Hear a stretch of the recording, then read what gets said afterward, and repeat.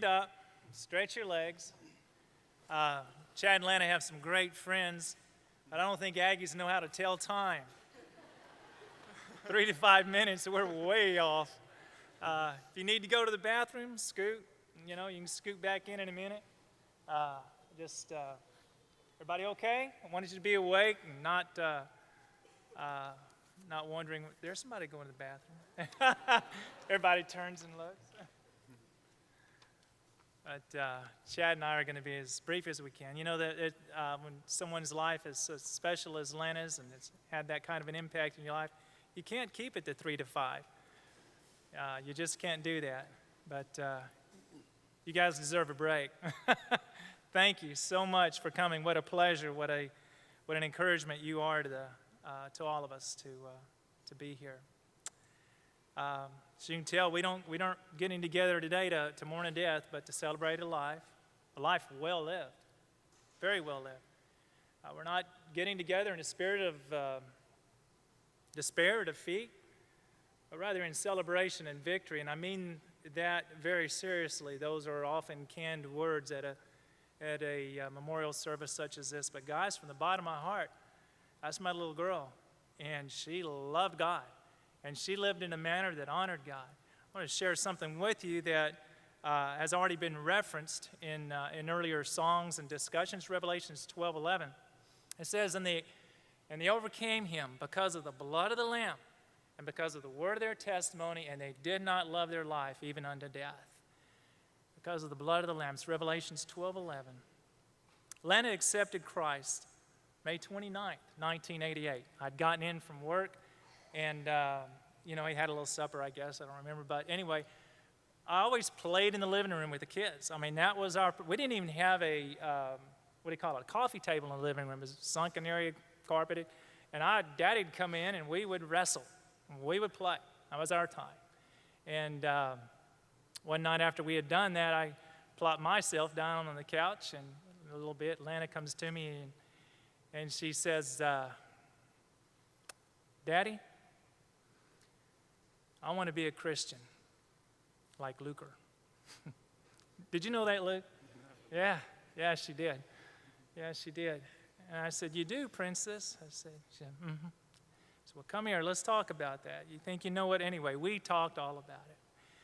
She understood what sin was. She understood even at a young age that she'd already sinned.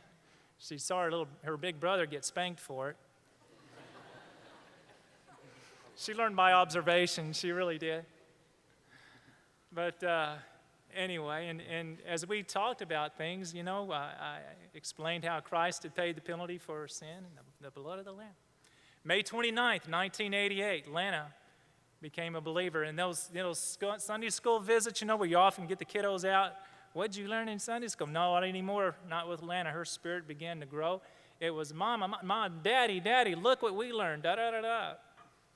She was in a Christian school, and boy, the things that she'd come home with there were just incredible, and her spirit just continued to grow and to grow as a young lady. As a young girl, she was having a daily time in the Word, quiet time, if you will, daily fellowship with the Lord. It's remarkable the way her spirit grew, and as she continued to grow, we didn't have these rebellious teenage years with Lana. Did you know that, Lou? Yeah, I knew that. Anyway, May 29th, 1988, the blood of the Lamb. Lana became a Christian. The second part of that verse speaks about the word of their testimony. My gosh, so many of you are here today because of the word of her testimony. She has in some manner, in some ways, impacted your life. And that's incredible. Her testimony was so clear. It was so consistent. And her little life, her testimony, her words, were always full of grace. Her focus was consistently on how some activity, something we were going through, would, number one, honor God and serve others. And as she did so in a manner that was full of grace. Had opportunity to sit in a lot of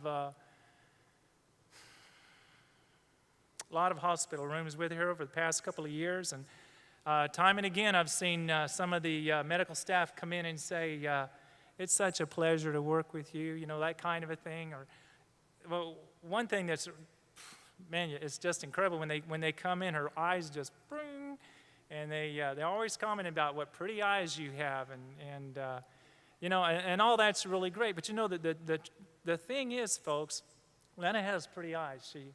She really does, and guys, she didn't have any eyebrows or eyelashes, and people were still telling her what pretty eyes guys, it was what was going on inside. It was her countenance, it was her walk with God that was coming through that body.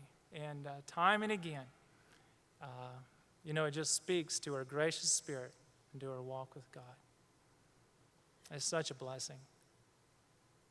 Such a blessing. The last part of that verse says, they did not fear their life even unto death. Lana faced death in the last week with no fear and with no regrets. The day before she came home,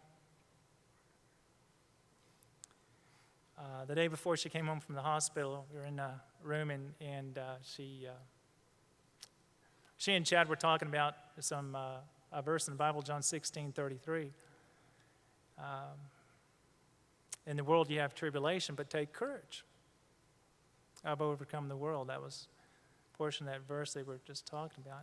And I commented about the fact that, from there he goes on to pray for his disciples. And then it's basically you start reading about the events leading to the cross.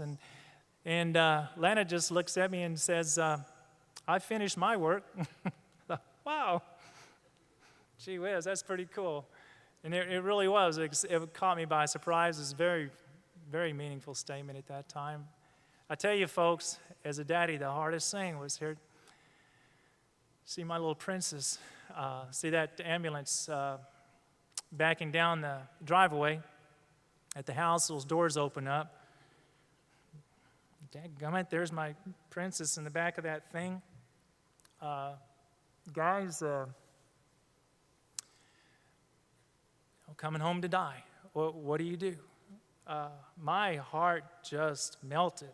I was just crushed.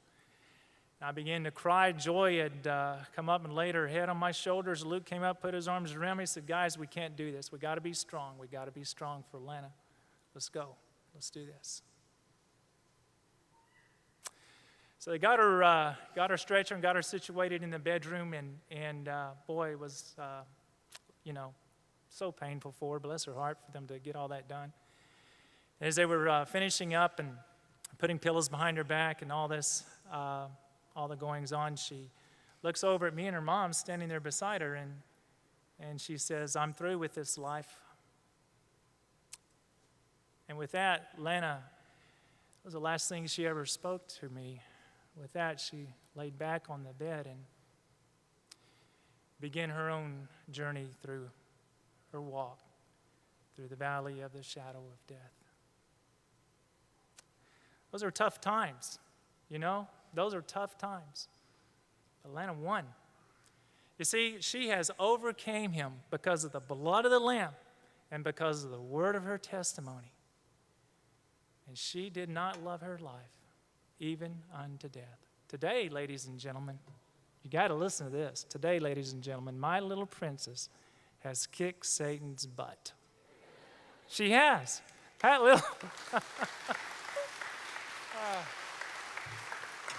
little girl that used to climb up, thanks for mentioning that, James, climb up my lap while I was having my quiet time every morning.